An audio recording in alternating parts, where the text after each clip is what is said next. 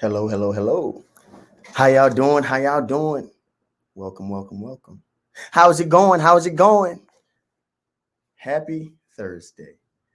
Yes, today is Transformation Thursday, an opportunity for you to learn something, be inspired by something, to be educated, empowered, feel lifted up, and made better by the information we bring to you during this short segment on your lunch break.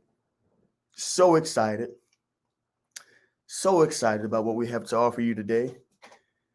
Had a conversation with a colleague today. I'm not going to call any names, not going to point any fingers, but she nailed it. Typically, when we think about the outcomes of a person who likes to throw back a few cigarettes from time to time, it's just like, lung cancer. We don't even consider smoking cigarettes an addiction. Smoking cigarettes, it's not that big of a deal. It's not even a sin. Cigarette addiction? Well. Today we're going to bring you some information that transforms the way you think about addiction. Addiction isn't just what you see every single day or what you think it is or what TV or media portray it to be or even just what your individual perception about it is. Addiction is more than just a person who made some bad decisions and ended up homeless. It's more than just a person that was maybe kicked out, escorted out, or just perhaps thrown out of a casino because they couldn't stop pulling on the slots. Addiction can look just like you or I. Suited, booted, cleaned up, in a good mood, jovial all the time. But in 5 minutes, I'm going to step outside and smoke me a little doobie. So addiction has various forms. Today, we want to talk about one of the things that our agency at Northeast Delta Human Services Authority that we focus on. Some of the things that we see, some of the things that we know. And the best part about Northeast Delta Human Services Authority, we don't just have specialists that's just like, oh, I went and got a credential.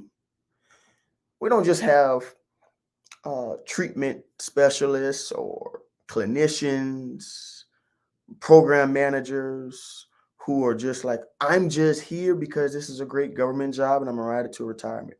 We have people that are personally connected to the work that they do. Meaning, even when they go home and not thinking about Northeast Delta HSA, they're still thinking about the problems that they see and solve through their work at Northeast Delta HSA. So you've seen our vision, you've seen our mission, you've seen our tenants. You know Dr. Montez A. Sizer is our executive director. But today, I'm here to help you be transformed in the way you think about tobacco. So we have our very own certified, not just in the state, national certified specialist as it pertains to tobacco treatment and services, Ms. Jean Hartzog. Hi, it's good to be here with you, Duran. And I'm glad for the introduction, especially about the fact that, tobacco, smoking is not just the little problem that we think it is, or we don't think it's a problem at all. Actually, it is one of the biggest problems that we have.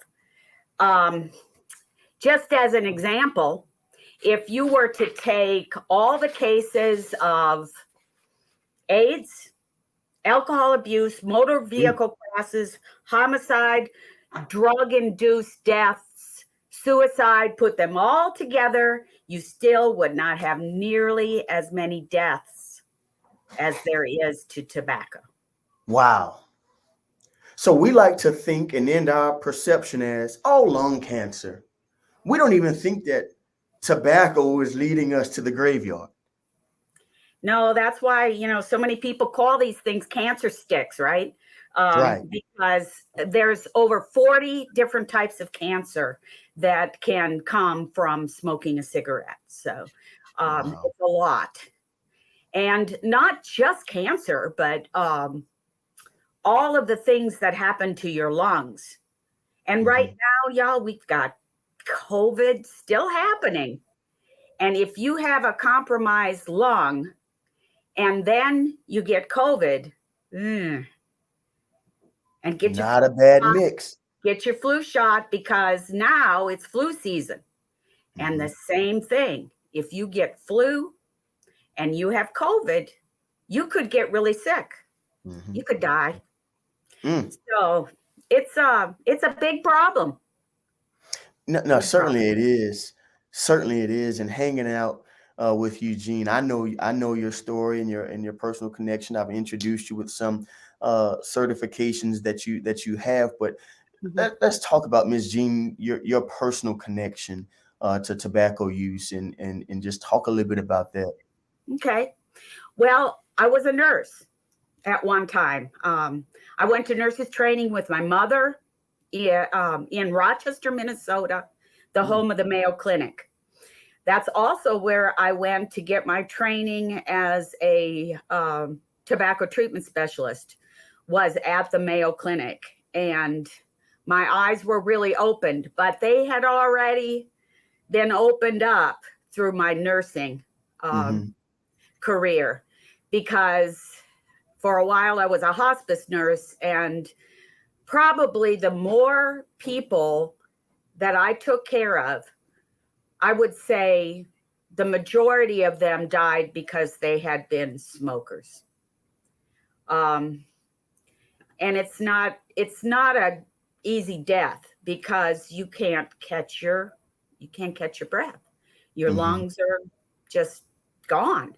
So that, and then also watching people that I loved and cared about pass away. Not just my patients, and that's part of the reason why I'm not a nurse anymore, because I would really get to caring about these people, and then they would pass away. And it was a tough profession to be in. All of us nurses out there, I just think that you guys are amazing that you can continue to do that really tough job. But that is a big part of why I am so intent on trying to get people to understand. And then also, because I've been in the mental health field my entire lifetime, I have found that a lot of people in the mental health field are smokers, and especially those that are in the addiction field. If you go to a LASAC conference or something and you walk through the front door, you're usually encountered by a big, and LASAC stands for Licensed Addiction Certified Counselors, Addiction Counselors, Louisiana Association of Addiction Counselors. But there'll be this big gray smoke outside. So, a lot of those folks have beat other addictions. They're, what they say, in recovery, because they don't drink anymore, and they probably don't, and then they don't use any other drugs. But they're still smoking. And it's very common, even at treatment centers, to have a large percentage of the staff be smokers. Tell us a little bit then. We talked about COVID and being a heavy smoker and contracting COVID could really cause deadly consequence. But let's talk about transition now. You talked about your nursing background and your connection to this.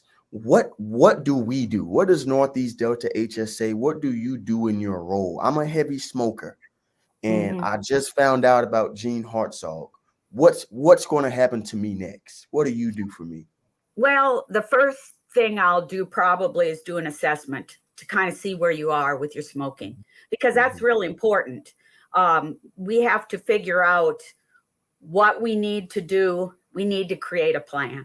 And the plan should not be my plan. The plan should be your plan. And so I have to devise that plan with your assistance. How soon do you think you can give up some cigarettes?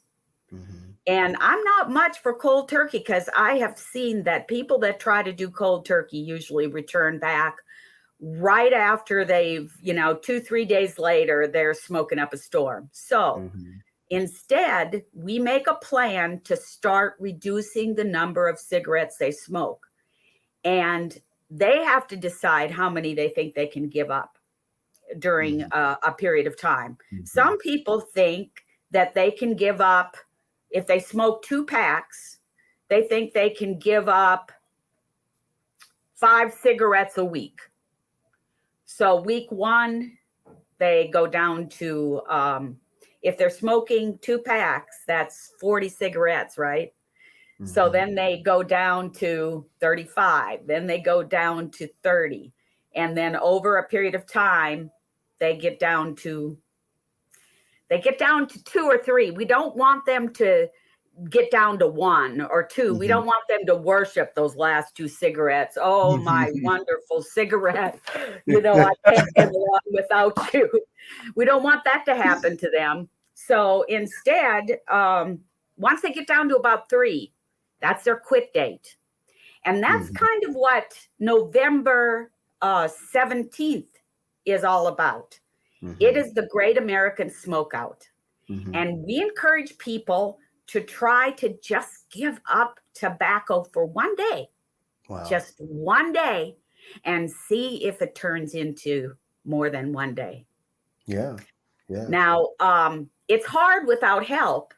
And they might even want to go and get their own nicotine replacement therapy for that day, and just try some gum or try some lozenges for that day to help them get through it. Because after all, nicotine is what they're addicted to. But nicotine is not what's killing them. Nicotine is just the reason why they got addicted. And the tobacco company has put enough in cigarettes to get us addicted really quickly. But the other 6,999 chemicals are what kill you, not the nicotine. So one of the ways that we get people to quit is by giving them patches. They start usually, especially if they smoke a pack or more of cigarettes, step 1.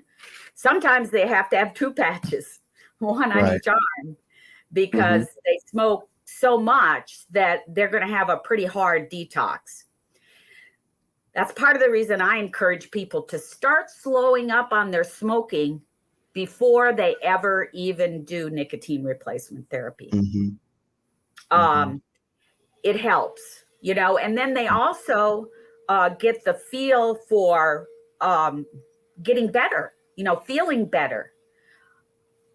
They're vacuuming outside, of course. So this nicotine replacement therapy that they take is, hang on a second, I have got to close this door.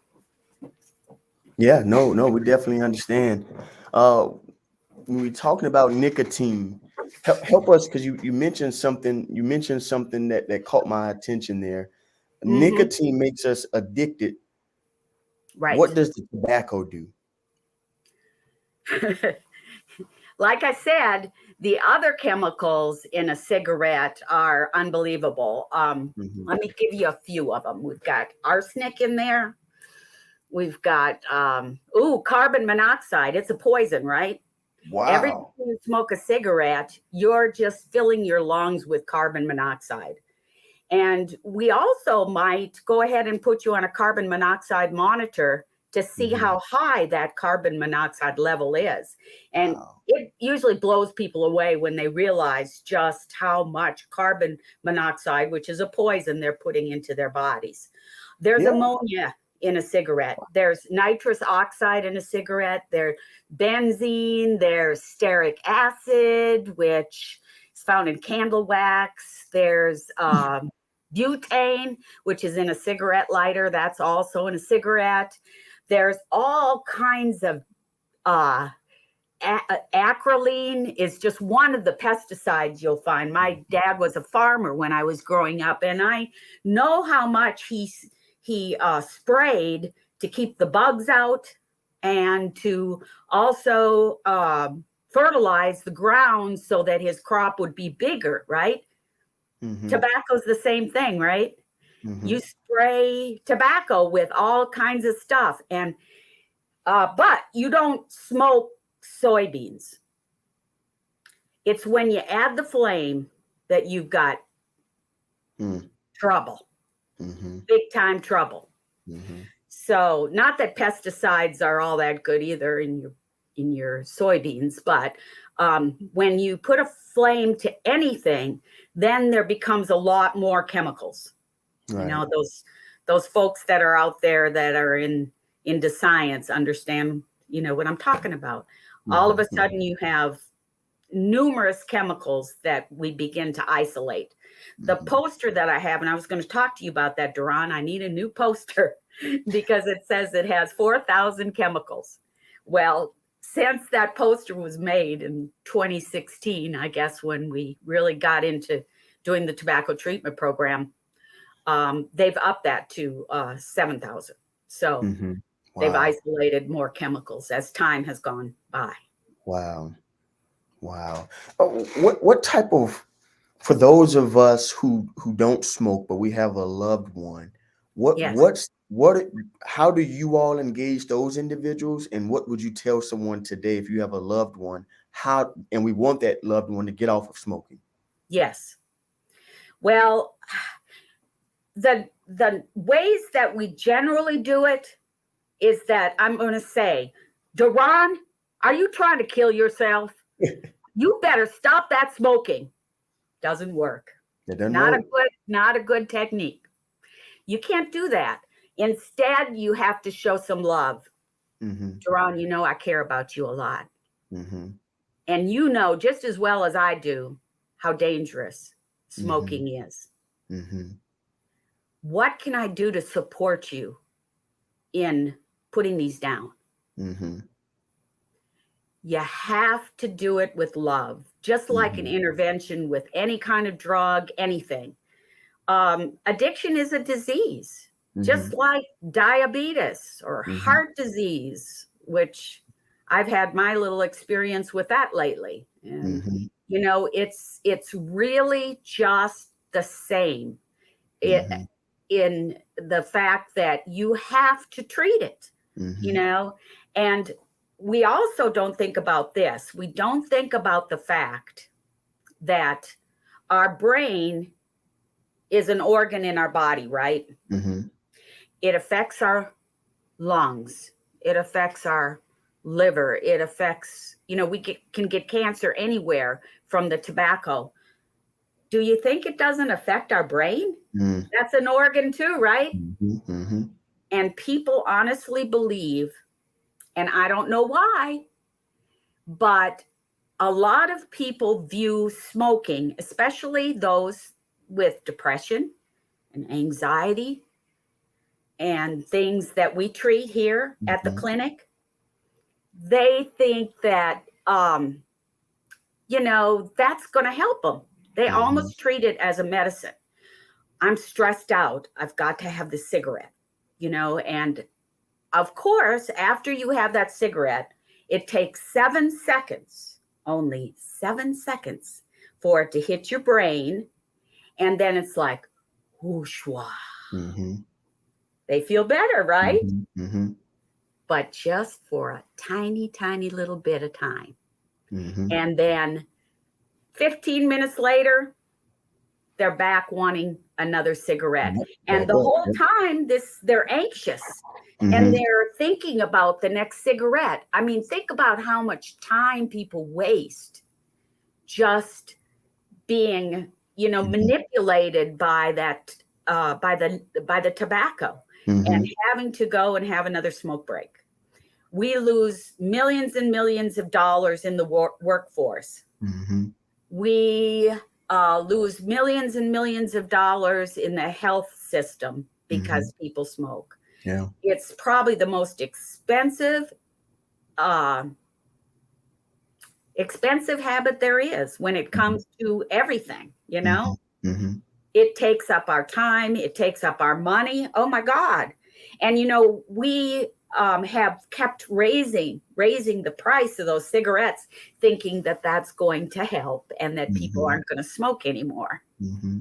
So what has occurred is those folks that least can afford cigarettes oftentimes are the ones who die even faster, because not only do they have to have the cigarettes, so they'll buy a pack of cigarettes instead of food or their medicine or the other things that they need to get better. Mm-hmm. And Northeast Delta Human Service Authority has an integrated care system. Mm-hmm.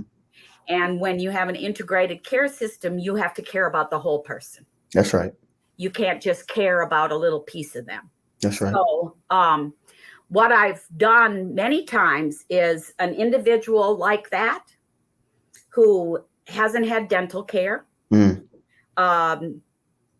hasn't had their medicine, hasn't had a lot of their things because they've been buying cigarettes and they can't afford even a nice place to live. It's just consuming. I will oftentimes refer them to our integrated care program. Right. And what happens during that time is that they can make some referrals outside too, to, maybe a pulmonologist or a dentist that takes Medicaid, just other things that they desperately need so that we can get some level of health in that individual while we're working on their smoking. It all needs to happen, all at once. You can't just treat the psychological part of the smoking. You have to treat the physical too. Right. Right. Yeah. No, that's important. And I'm glad you brought up our integrated care model, because it's so important. And we see, the negative social determinants of health. Because I smoke cigarettes, all these other things are starting to fall like dominoes around me.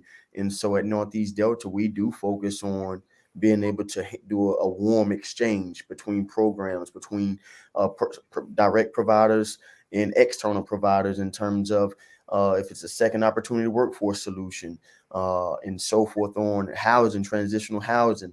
And so we look at it, and we have a relationship with Mary Bird Perkin Cancer Center. We have a general pharmacy.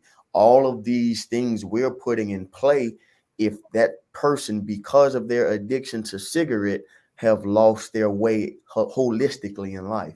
And so, the work that we're doing as an agency, in what you and your colleague Cheryl Sutton are able to do there in the trenches, your outreach programs and going out and setting up at community events and generating that traffic, bringing those individuals back in so that we can transform them and send them back out a better version of themselves. That's what it's got to be about.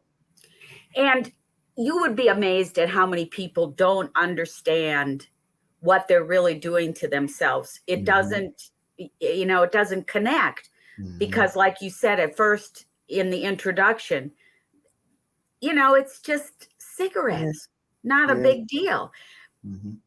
But when they hear Cheryl or I come and do a speaking engagement, like at the treatment center, which I go to as many treatment centers as I can get to, because that's where the smokers are, right? That's where you can reach them and let them know what's in tobacco smoke, what happens to your body when you smoke, and give them the information and just be real with them.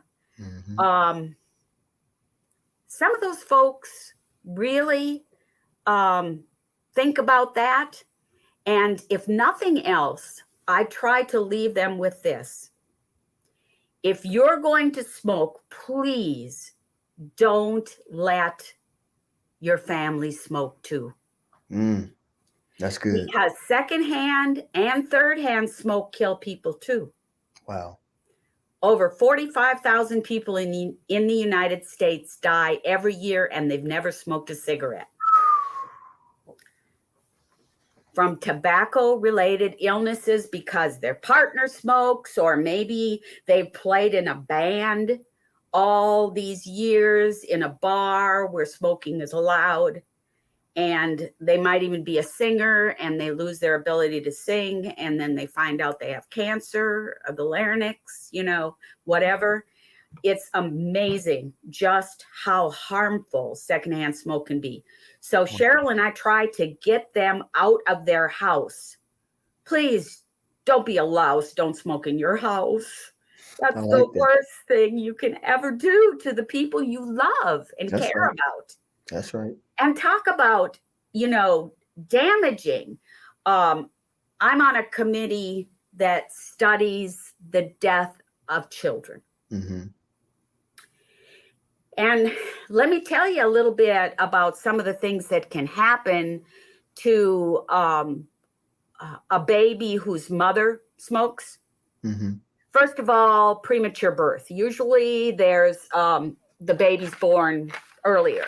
And then there's small little babies for their gestational age. They're so little.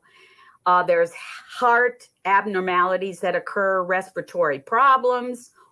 Also, sudden infant death syndrome occurs to them a lot more often than it does to other children if they're in a smoking home. They've got little tiny lungs. They're not developed yet. And that smoke makes it so that they don't develop properly. Wow. Kids get asthma.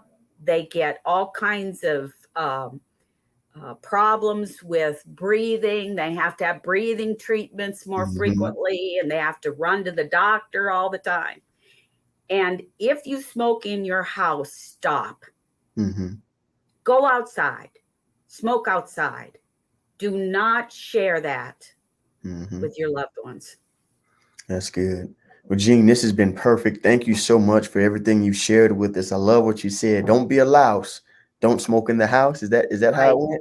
Right. Yeah, I love that. I also want to tell people that there is absolutely no excuse for somebody who wants help to not get it, because it is everywhere.